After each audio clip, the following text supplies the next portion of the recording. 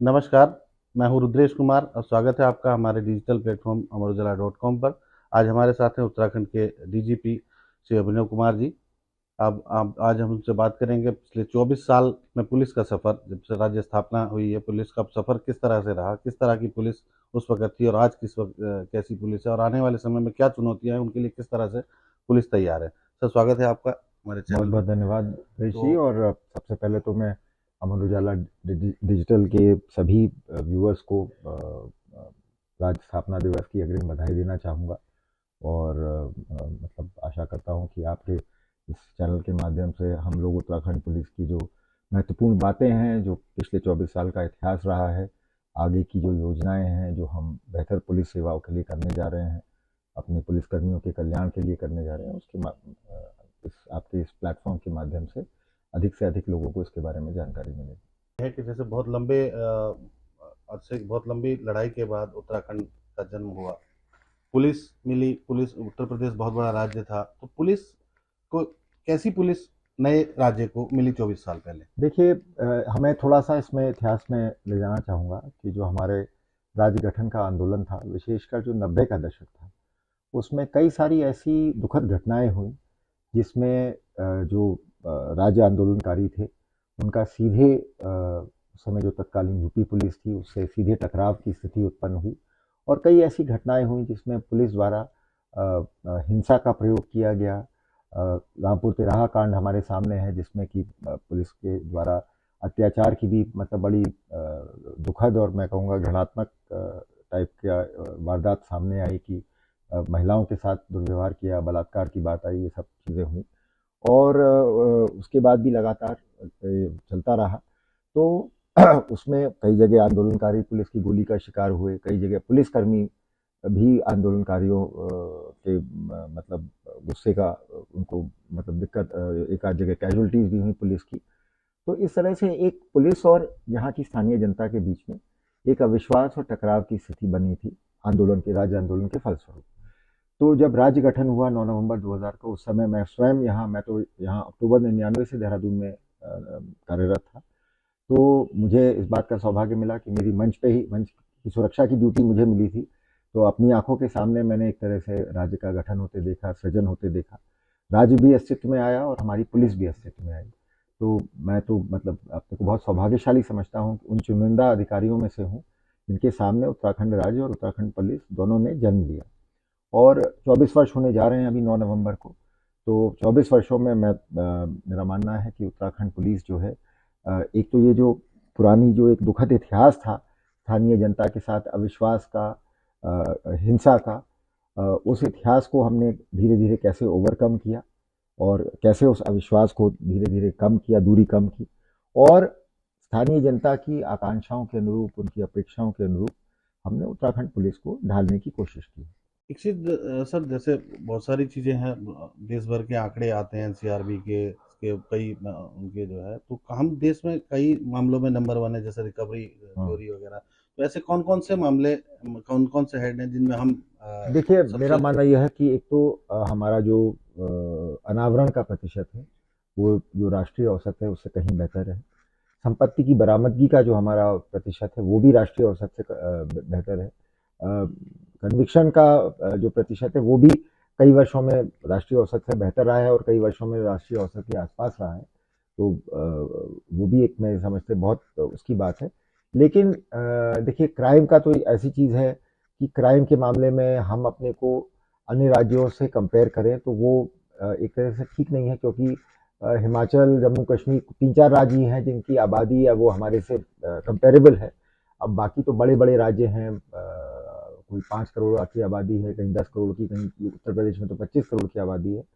लेकिन जो तो क्राइम के फ्रंट पे मेरा मानना ये है कि जो राष्ट्रीय औसत है, उसमें हमारी बहुत अच्छी स्थिति है, लेकिन उसमें भी हम और सुधार कर सकते हैं और सुधार के प्रयास हमारे निरंतर जारी हैं। कुछ एक चीज़ें ऐसी हैं जिस पे जिनको लेके हमारे समाज में विशेष रूप से बहुत ज़्यादा संवेदनशीलता है और होनी भी चाहिए। जैसे कि महिलाओं के खिलाफ जो अपराध होते हैं, या जो पॉक्सो में बच्चों के खिलाफ जो यौन शोषण के अपराध होते हैं, और ड्रग्स को लेके पब्लिक में बहुत संवेदनशीलता है। तो ये 3-4 चीज़ें ऐसी हैं जिस पे अभी हमें और काम करने की ज़रूरत है। काफ़ी कार्य योजनाओं पे काम चल रहा है और हमारी कोशिश रहेगी कि अगले 6 महीने में इस पे भी आपको सार्थक परिणाम दिए जाएं। तो एक अंतिम सवाल लेंगे जो है, तो सर अब आने वाले समय में जैसे चुनौतियों का जिक्र आपने कर ही दिया, वो एक देहरादून परिप्रेक्ष्य में कर दिया, आने वाले समय में पुलिस के लिए चुनौतियां क्या होंगी और किस तरह से हम तैयार हैं, क्या आपके पाइपलाइन में, क्या देखिए, आपके विजन है? अलग अलग क्षेत्रों में अलग अलग चुनौतियां हैं। एक जो सबसे बड़ी चुनौती, वो तो लगातार मेरे ख्याल से उसका कोई आसान हल मुझे नहीं दिखता, लेकिन उस पर निरंतर काम हम लोग कर रहे हैं और करते रहेंगे। वो है ट्रैफिक का दबाव। जिस तरह से गाड़ियों की संख्या में इजाफा हुआ है, अ, समृद्धि आई है, तो नेचुरली जो लोग पहले साइकिल से चलते थे वो मोटरसाइकिल पे आ गए, जो लोग मोटरसाइकिल यूज करते थे वो गाड़ियों पे आ गए, और निजी वाहनों की संख्या में लगातार वृद्धि हुई है। उस हिसाब से शायद सड़कों का जो वो है, मतलब रोड नेटवर्क की जो अवेलेबिलिटी है, वो उस अनुपात में शायद नहीं बढ़ी है। तो उस पर भी हम लोग लगातार काम करते रहते हैं कि अतिक्रमण हटाया जाए, जहाँ पर आवश्यक है स्थानीय जिला प्रशासन या शासन से बात करके सड़कों का और मतलब उनको कैसे वाइडन किया जाए, सड़कों को कहीं जहाँ बाईपास बनने हैं उसके बारे में कार्रवाई करवाई जाए। पार्किंग स्पेसेस का सभी जगह शहरों में भी और चार धाम यात्रा रूट पर भी मतलब लगातार जिस तरह से गाड़ियों की संख्या बढ़ रही है, पार्किंग स्थलों की संख्या उस तरह से हम लोग नहीं बढ़ा पाया है। तो उसमें भी हम लोग युद्ध स्तर पर एक अभियान के रूप में हम लोग काम कर रहे हैं। कोशिश रहेगी अगले 6-8 महीने में पार्किंग में स्थलों की गाड़ियों की पार्किंग की क्षमता में बहुत वृद्धि हो। तो ये तो एक तो ट्रैफिक पे तो ये काम चल रहा है। क्राइम और लॉ एंड ऑर्डर बाकी और जो फ्रंट है, उसमें मैं मानता हूँ कि साइबर क्राइम बहुत बड़ी चुनौती है हमारे लिए। और ये एक ऐसी चीज़ है कि जिसके पास भी स्मार्टफोन है तो वो पोटेंशियल विक्टिम है साइबर क्राइम का। तो इसमें हम लोग तो खैर अपने स्तर से पुलिस में ट्रेनिंग करके और इक्विपमेंट और टेक्नोलॉजी का प्रयोग करके अपनी साइबर क्राइम से लड़ने की क्षमता को लगातार बढ़ा रहे हैं। लेकिन ये ऐसा अपराध है, इसमें जब तक हमें जनता का सहयोग नहीं मिलेगा, अवेयरनेस नहीं होगी, और जनता भी जो स्मार्टफोन यूज़ कर रही है, आपसे मतलब उसके बारे में जो, जैसे आप कोई नई गाड़ी खरीदते हैं तो उसमें लॉक वगैरह और वो सारी सेफ्टी फीचर्स की आप ध्यान रखते हैं। आप नया घर खरीदते हैं तो उस तरह से घर में भी सुरक्षा के सारे इंतजाम रखते हैं, ताले, खिड़कियों पे ग्रिल लगाते हैं, सीसीटीवी लगाते हैं, अलार्म सिस्टम लगाते हैं। तो उसी तरह से मैं कहूँगा कि जैसे आपका स्मार्टफोन इस समय आपके जीवन का एक बहुत बड़ा महत्वपूर्ण हिस्सा है, तो हम तो यही आग्रह करेंगे कि स्मार्टफोन में भी जो भी आप फीचर्स इसके अपने निजी जीवन में यूज़ करते हैं, अपनी प्राइवेसी का ध्यान रखें। अगर आप इसका मोबाइल बैंकिंग का इस्तेमाल कर रहे हैं, ऑनलाइन ट्रांजैक्शन या ऑनलाइन शॉपिंग कर रहे हैं, तो उसका क्या जो भी सिक्योरिटी फीचर्स है उससे अपने को लगातार अवेयर रखें, अपडेट रखें।